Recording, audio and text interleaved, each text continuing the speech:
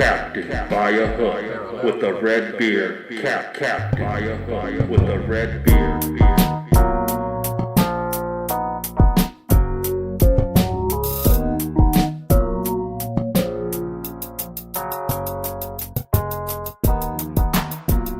Boy, oh boy. Yes, sir. The last day before March. I'll say that again.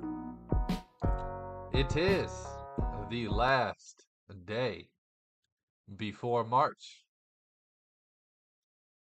Got my bracket sitting over there ready to fill out. The weather's starting to warm up a little bit, cool off a little bit. The talk of baseball is in the air. But first, wish I could reach my basketball without it being awkward. We get the madness of March. Today is all about the Buble teams. If you don't know what that means, that is a funny way of me saying the bubble teams. Bunch of them in action last night, actually. Man, I have enough tabs open to hurt somebody. I'm talking bubble teams, baby. Got it all open and pulled up, ready to talk about it. First, I will talk yesterday's games, some bubble implications going down over there as we count down the hours, the minutes, the seconds until March. Tennessee last night behind that boy, a young god, Dalton Dalton Knecht. 39 points, 25 points from what I hear in the last 12 minutes. Uh, that's the type of stuff he's going to have to do for Tennessee come 3 weeks from now. Auburn on the other side of that. They really got me thinking last night. When you look at automatic bids right now in some of these conferences, there's only two teams. In the SEC, Auburn, Tennessee, and Alabama are the only three guarantees that will even be in the tournament. Uh, they'll probably put up 3 or 4 more.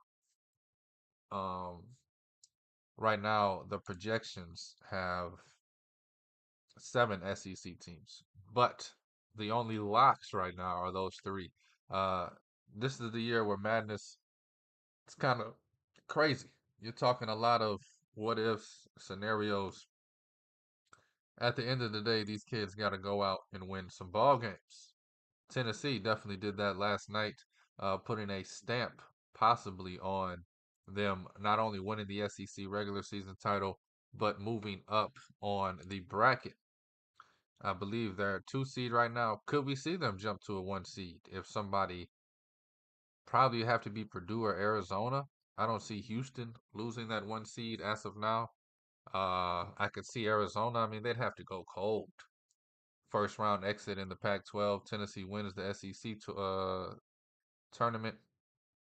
Speaking of Pac-12, how sad is it? Right now, we only have projected 2 teams from the Pac-12 in its last season as a conference in the tournament.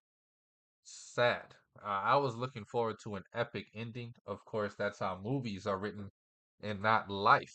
And by epic ending, Oregon, Arizona State, as well as Arizona, UCLA, USC, even Colorado, Washington. All of these big name schools that over the last my entire life pretty much have been Pac-12 schools. I wanted all of them to have a good showing, have a good year.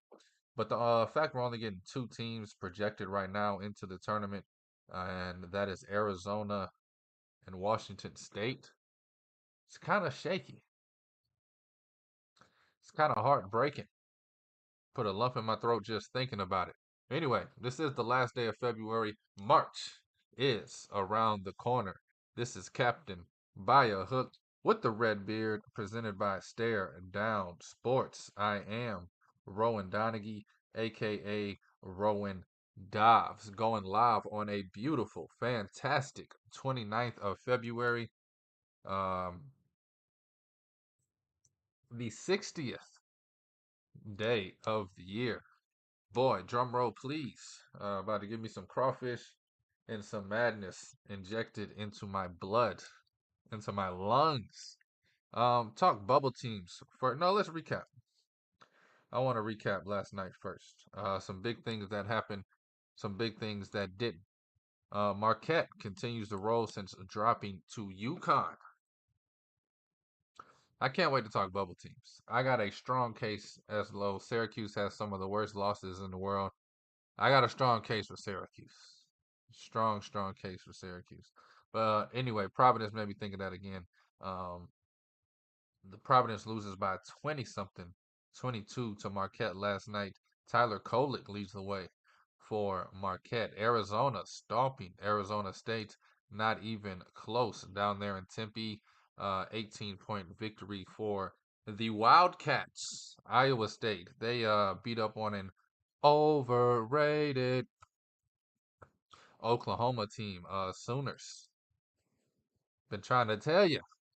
Duke handle business. Kyle Filipowski back from the dead to play in that game. Duke blowing out a lowly Louisville opponent. Creighton. Oh my God. Oh my God. See, I'm gonna say this. I got a friend of mine. I'm not gonna say his name, but it's been about 4 times he texted me, and from how I consume the text message and comprehend it, we won. And then I go look on my own, and hell to the no, no, no. Seton Hall getting that thing, that turkey dog whooped last night against Creighton, 85 to 64. I thought the plus 9.5 hit according to a text message I got. Illinois looking great, dropped 105 points last night. However, they're on a bad streak of defense, giving up 80 or more points in their last 4 or 5 games. Definitely going to be their Achilles heel come March for the Illini, who are now 21-7, rolling through the Big Ten. They're either going to be Elite Eight or a first round exit. There's no in between for the Illinois team this year. They're going to get exposed early or they're going to get hot and roll. Speaking of a team that can get hot and roll, Alabama, baby. Shout out to them having one of the best midseason turnarounds. Pretty bad non conference. They did schedule it hard, but it was a rough record going into conference play. However, 20-8, 12-3 in SEC play. This team is looking like the dominant team that we expected. Um, it's going to come down to them in Tennessee, it looks like, for the SEC title. South Carolina win by 2. Not a buzzer beater, but last second go ahead shot for South Carolina to get the victory over Texas A&M. At least that came through for your boy. The money line was plus 180, I believe, when I gave it out. And then Florida, they win by 11. But I want to talk some more bubble teams that were in action last night. Teams like Virginia, even Seton Hall. They need to play better than that to go on and get the damn thing done. Oklahoma's falling. Remember Oklahoma, 19-9, 7-8 in conference play.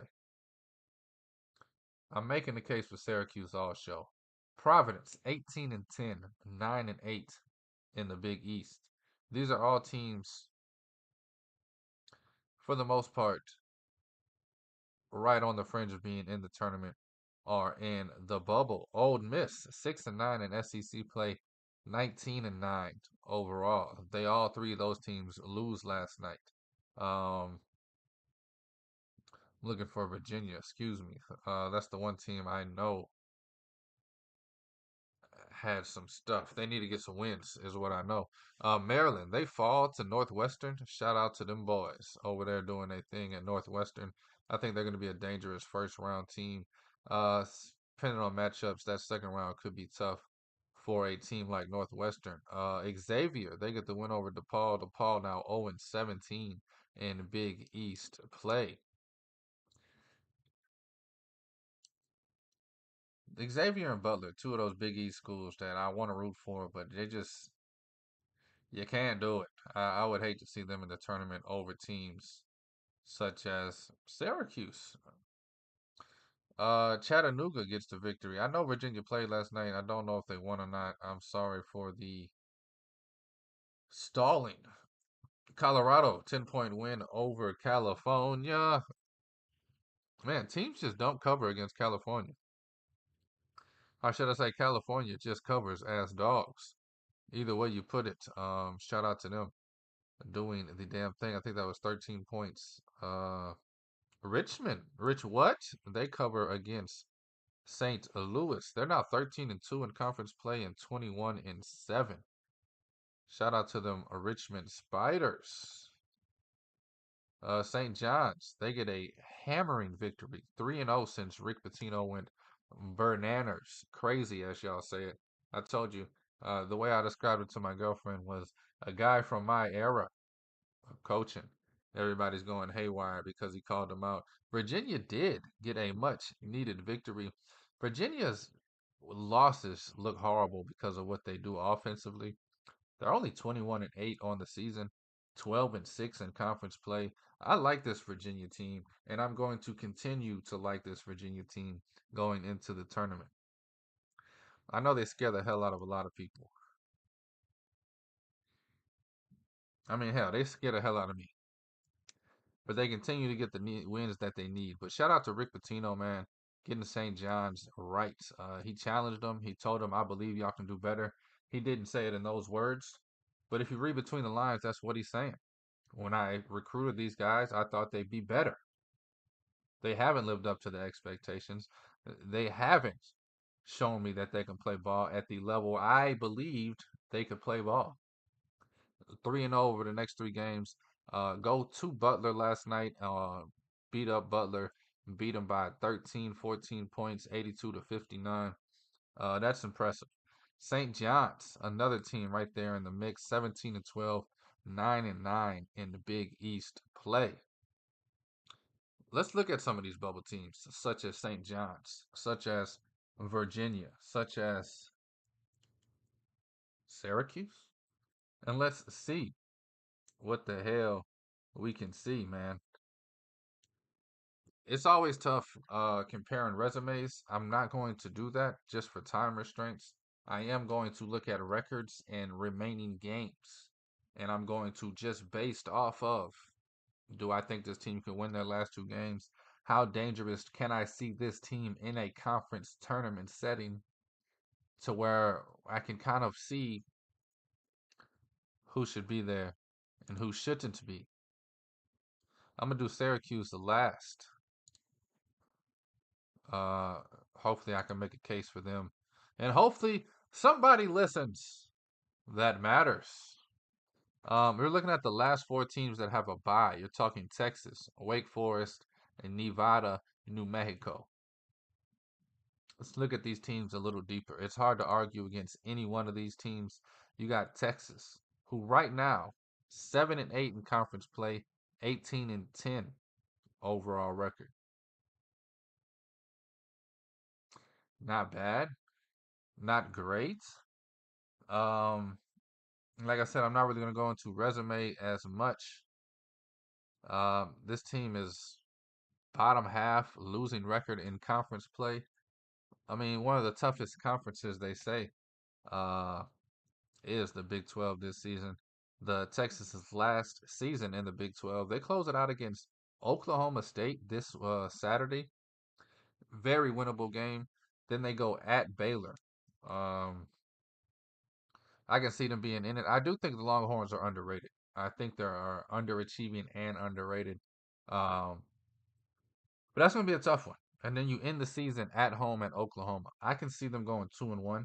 I can see them winning both of those home games and then losing to Baylor on the road, which that Baylor loss wouldn't hurt them too much.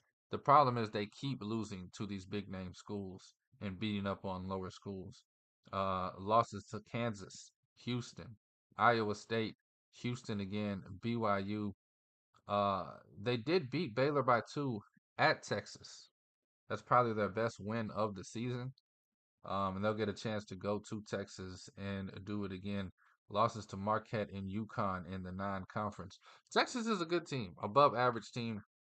Again, I think they go 2-1. So I think they end this season 20-11, 9-9 conference play. 20-11, 9-9. I'm gonna try to do the rest of these a little quicker because I got a lot, and it's ending with Syracuse, baby. Texas, baby, 20-11, 9-9. Real quick, Texas, I can see them making a deep run. Um, let's say they win 2 tournament games, conference tournament games. End up losing in the last 6 or something, last 8, whatever it is. I don't know. I definitely think they should be there. Last 4 by little iffy. I think they should be playing to get in. But let's look at some of these other teams. Wake Forest. Where we at? 10-7 in conference play in the ACC. Not bad at all. 18-10 overall. Let's look at their last couple of games. 3 games left on the schedule. All pretty winnable. At Virginia Tech, going to be a little tougher than they think. Versus Georgia Tech, going to be a little tough. And then ending the season hosting Clemson. I wouldn't be surprised if they go 2-1. I'll give them 2-1 for the benefit of the doubt. That would be 20-11 again. However, this time it's going to be 12-8 conference play. I like what this team's done. In the ACC, tough conference. They do have some good wins, have some bad losses, and just head to head with what I'm trying to do here. As far as Syracuse, they beat Syracuse by 30. No exaggeration. Split the games against Duke, lose to Virginia, lose to North Carolina, lose to Pitt, North Carolina State, Florida State. They do have some bad losses. They did beat Virginia at home, which is a good one to have on the schedule. Beat Florida in non-conference, which is a pretty darn good win there. Losses to Georgia and Utah early. Wake Forest, baby, 20-11. My projection, 12-8. Then you got Nevada, which I'm not going to talk about this team too much because I think they deserve to be higher than what they are. 10-5 in a tough Mountain West, 23-6 overall. Only bad loss you could say is Drake. Drake? What can I say? Drake. The one thing that is ugly, they lost both games to New Mexico. If they could have split those, I think they'd be higher. But they also swept Colorado State. They split with San Diego State. They looks like they have a chance to split with Boise State. Last 3 games is Fresno State. Then they go to Boise State, and then they got the running Rebels of Las Vegas at home. 2-1. I'll give them 2-1 again. I'm being nice to a lot of these teams. So that would end them. Like I said, I'm not gonna spend too much time on Nevada. I think they definitely deserve to be there. They can end this season 25-7, 12-6 in conference play. It's pretty damn good. My bad. Just to go back to Wake Forest, I don't think they make too deep of a run. I'm gonna put 2 by Texas for 2 games. I'm gonna put 1 just to be nice. They might win the first game, but I can see Wake Forest even in coming up against a rugged Florida State team or something like that. That first round of that ACC tournament, even a healthy Miami team, if God forgiven. But we'll see. Nevada, I'm gonna give them 2 also. I think they'll be one of the last. I think they'll win the first and second game of their Mountain West tournament. I think it'll come down to San Diego State, Utah State, Colorado State, and either New Mexico or Nevada. Even Boise State you could put in there. But I'm gonna give Nevada 2. But I think Nevada should definitely be there. New Mexico, I definitely think this team should be there. They're 9-6, however, 21-7 overall. Uh, Man, last month it looks like win one, lose one, win one, lose one, win one, lose one, win one, lose one. Somehow they lost to Air Force. When was that? I missed it. Yikes. That's a bad loss. They go to Boise State, they host Fresno State, and then at home against Utah State. I'm gonna go 1-2. I do think New Mexico deserves to be there for sure. And this will wrap up the teams that already have a bye. So it'll get a little more interesting after this once we dive into these bubble teams for real. I said 1-2. That's gonna be 22-9, 10-8. I'm gonna give them 2 wins also in the Mount West title game conference tournament. Texas A&M. Now we're officially on the bubble. Texas A&M is the first four out. These teams I'm not going to look at as much, but just throwing this out there. 6-9 Texas A&M team conference play. 15-13.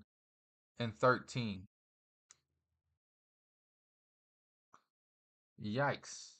Am I right? And this team is the first team out. They got Georgia, Mississippi State, and Mississippi. I'm gonna give them 1-2.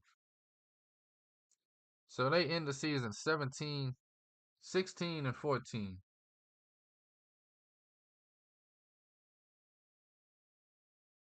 7-11 in conference play. I think they win 0 games in the SEC tournament. Get this team the hell on up out of here.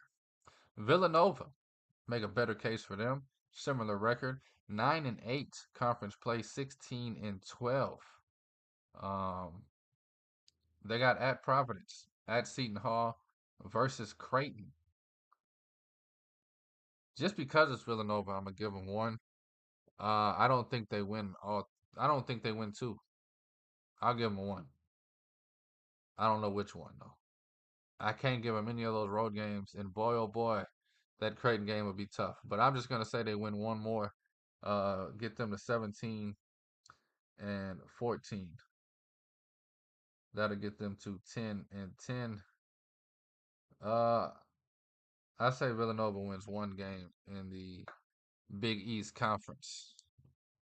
Hopefully they get Georgetown, Butler, or DePaul. I think Villanova, man. If they could win 2 of these last 3 games and go on a, let's just say they win 3 games in the Big East tournament, I think they'll definitely be end up in your bracket. The Utah Utes. This team is a tough one. 16-11, 7-9 in conference play. Last 3 games, they have 4 games left actually. Versus Stanford, gonna be tough. Versus California, gonna be tough. I'll give them both of those games. And then you got at Oregon State, and then at Oregon. I'm gonna go 3-1 just to be nice. Probably more like 2-2. I'll do 2-2 just to be more reality based. Utah say they end their season 18-13, pretty good. That means they'll be 9-11 conference play. Let's say they win 1 game, they end up playing Oregon State again in the conference tournament. Win 1 game before getting kicked out. I don't think they should be a tournament team at all. Then you look at Colorado. Now this is the team that baffles me. I feel like I already looked at Colorado. That was Wake Forest. All right. 19-9. Somehow the 2 schools I just did are above them on the list. Colorado's 19-9, 10-7 in conference play, only 3 games back from first place. They're not in the tournament as of now. They play Stanford, Oregon, Oregon State. I'm gonna give them 2-1 there, and I think this team wins 2 games in the Pac-12 tournament, at least 2 games. This team honestly could be a scary team.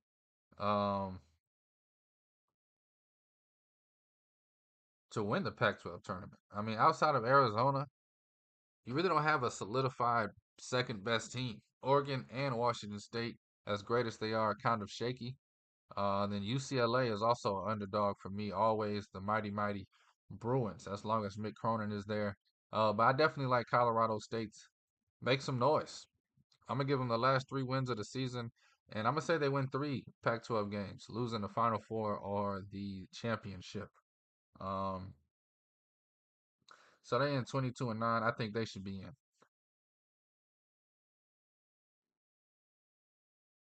13-7, win 3 tournament games. Think if they can do that, they'll definitely be in this thing.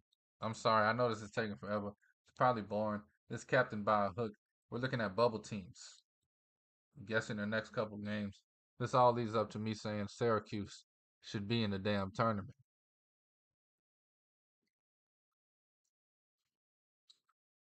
It's not like I'm saying Michigan or LSU.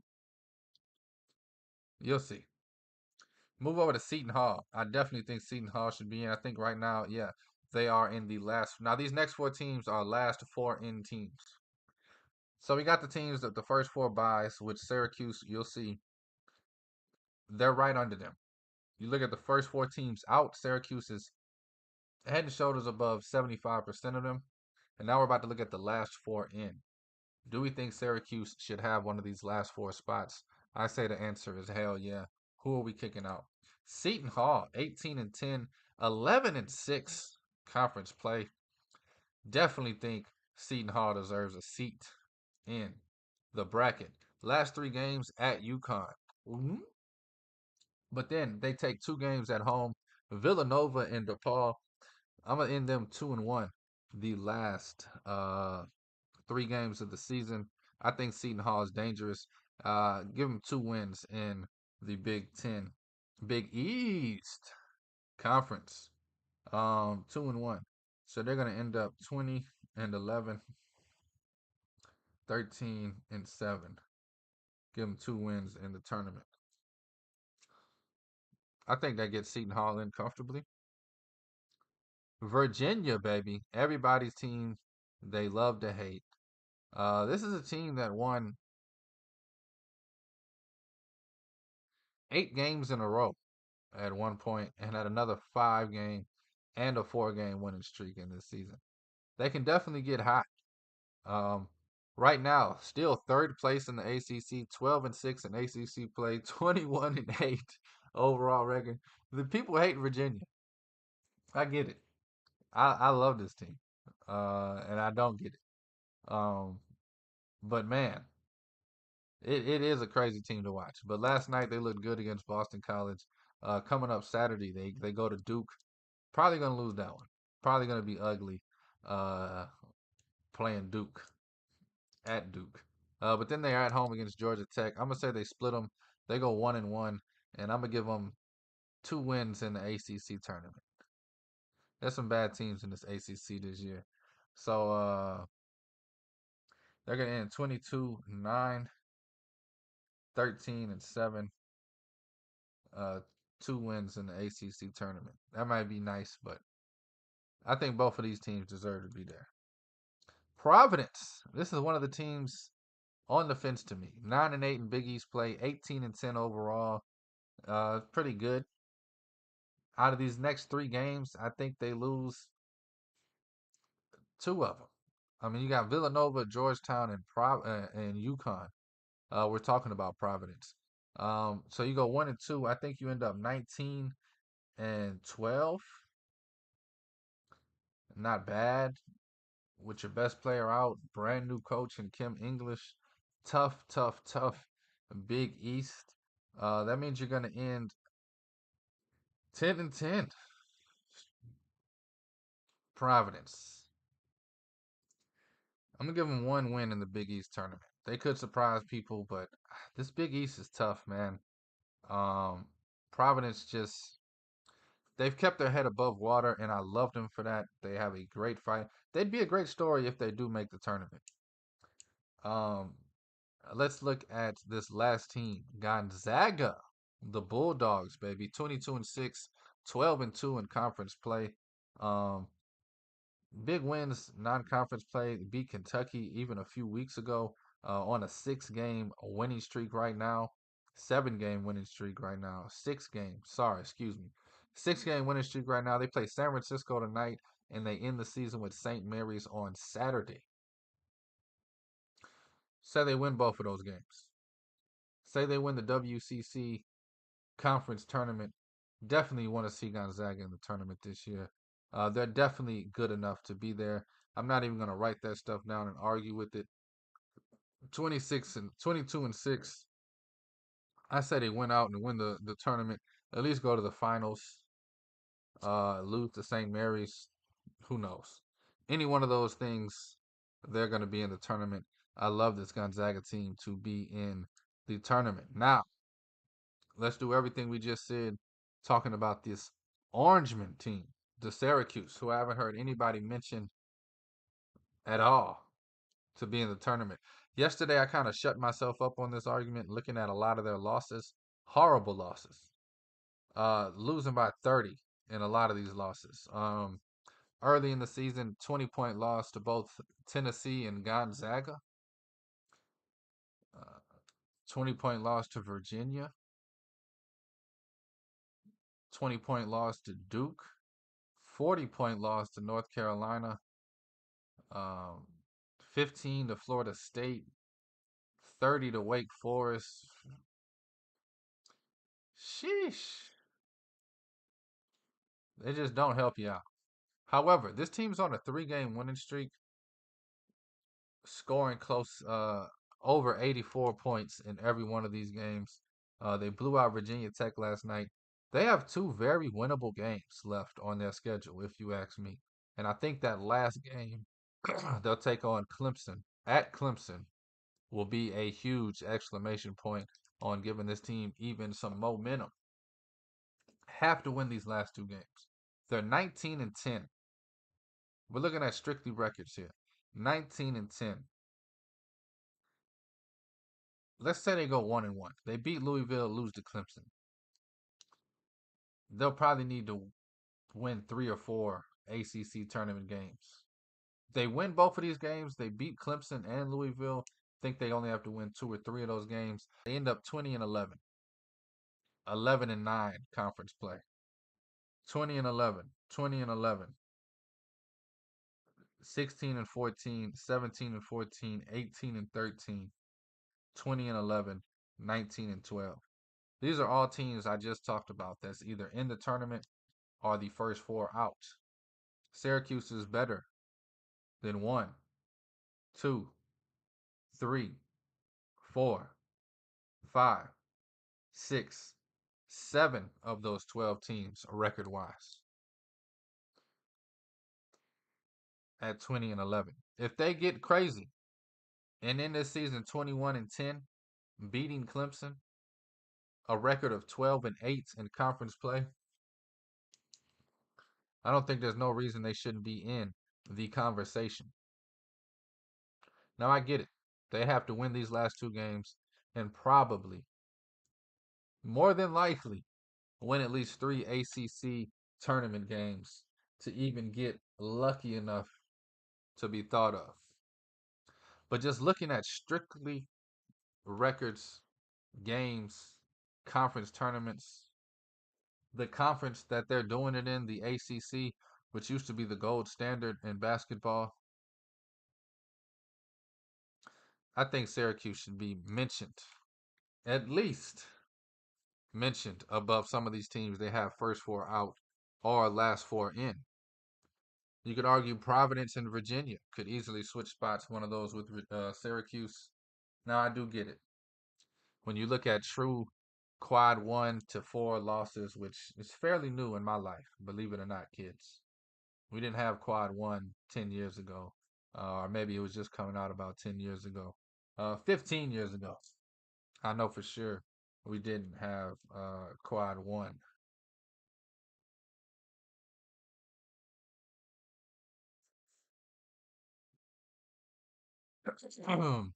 I just want to get a 2 and 7 quad 1 is Syracuse. I get it. I get it. That's horrible. However, they're 4 and 1 against quad 2, 8 and 2 against quad 3, and a perfect 4 and 0 against quad 4. I get the bad losses. Uh, but I think if this team they have an opportunity to get a quad one win against Clemson, they end the season 3-8 quad one, undefeated quad four, 4-1 quad two. I just want to see the kids with a chance. They're top 100 defensive efficiency, top 140 in offensive efficiency. I don't know. I get it, but I don't think they would be embarrassed if you put them in the tournament. Yes, I know. It's madness that I just spent 30 minutes trying to talk you guys into a Syracuse team has zero chance to make the tournament into making the tournament. I just like making these arguments, even if they're not my favorite team. I did this about 5 years ago with Notre Dame over Oklahoma, specifically Trey Young's year. There was a few other teams that should have got in over Oklahoma that year. I feel like this year, I've said it all season, it's going to be teams getting snubbed. I think Syracuse is one of them. There's a few other teams that you could argue that with. Maybe I'll do that as well. The fact that Gonzaga, after literally having the first not great season, they're 22-6, and they're talked about as if just get them the hell up on out of here. Just shows how these people really look at things. It's through a biased lens for sure. Let's jump into tonight's games. This is Captain by a hook with the red beard. Nothing really popping off. I'm gonna be honest with you. Until you get to the 9:30 games. Anything before 9:30, I'm not even going to talk about.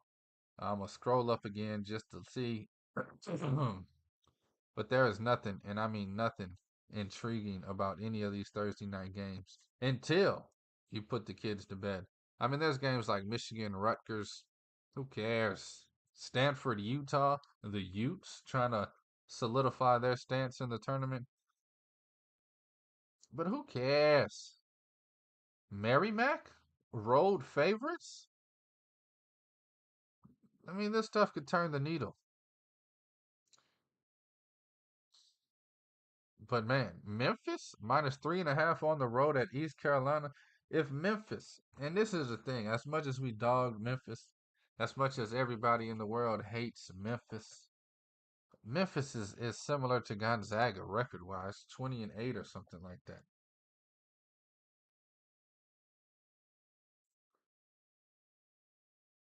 Yeah, 20-8, 9-6. Uh, I mean, I don't know.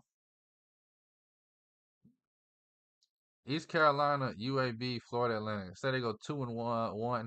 They end the season 22-9, 11-7.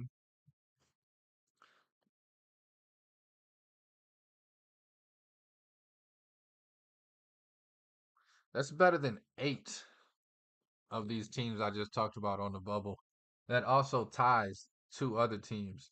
There's only one team, two teams, Gonzaga, and I forget who this is. I didn't write down names.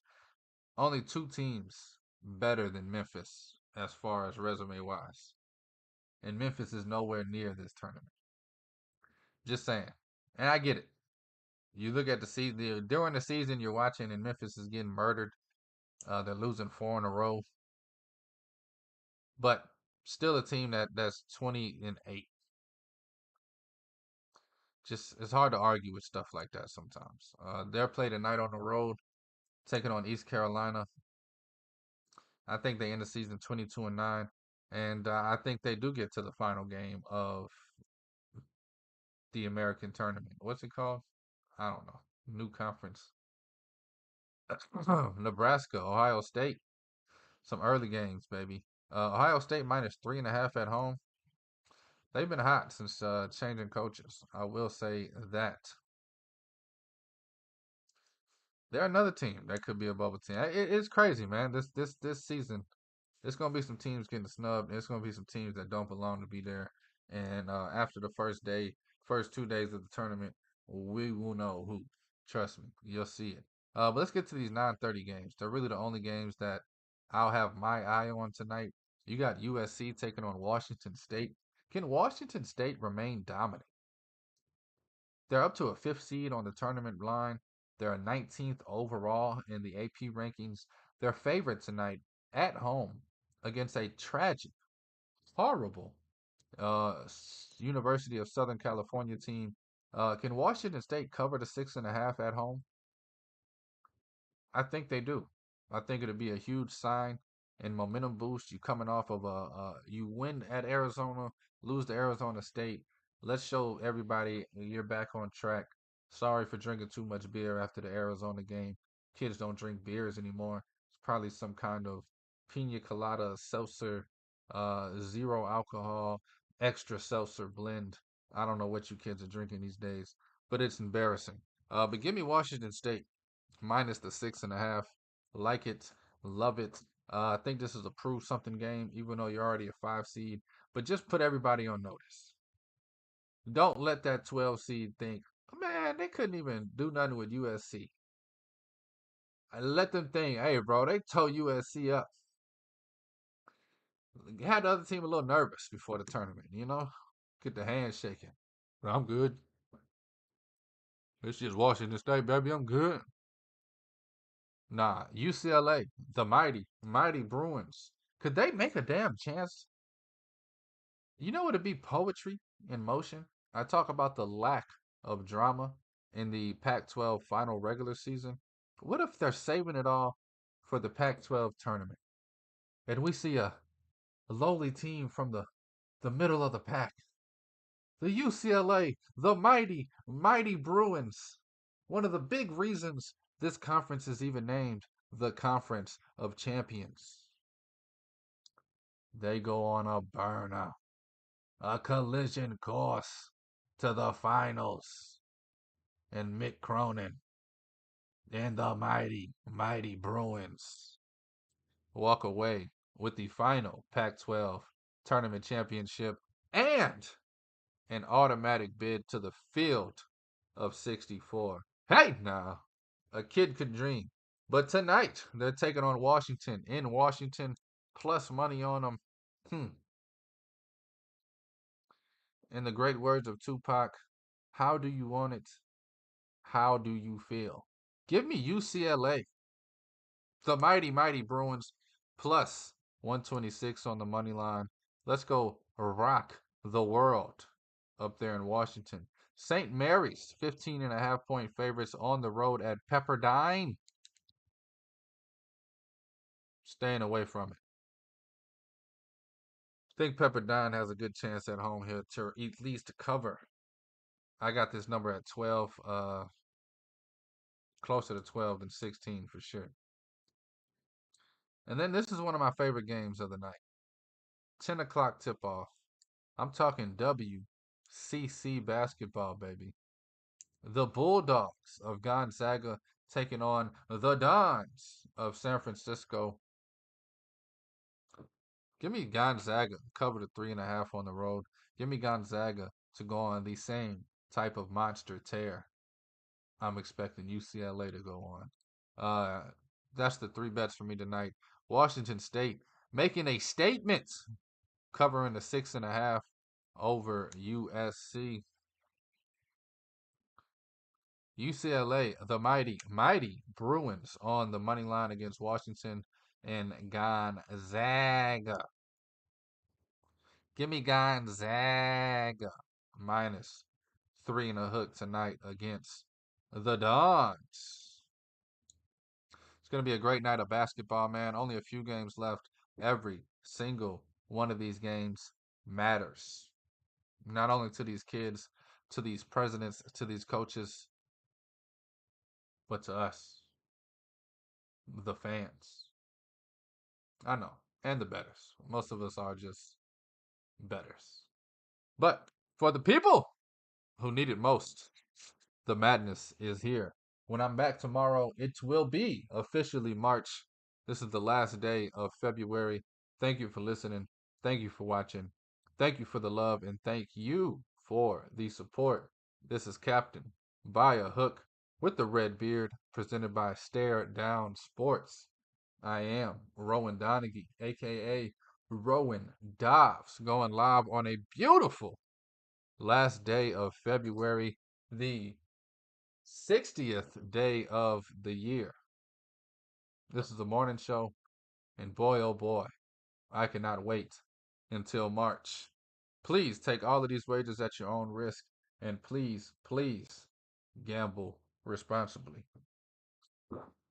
Dobbs. Hope y'all enjoyed today.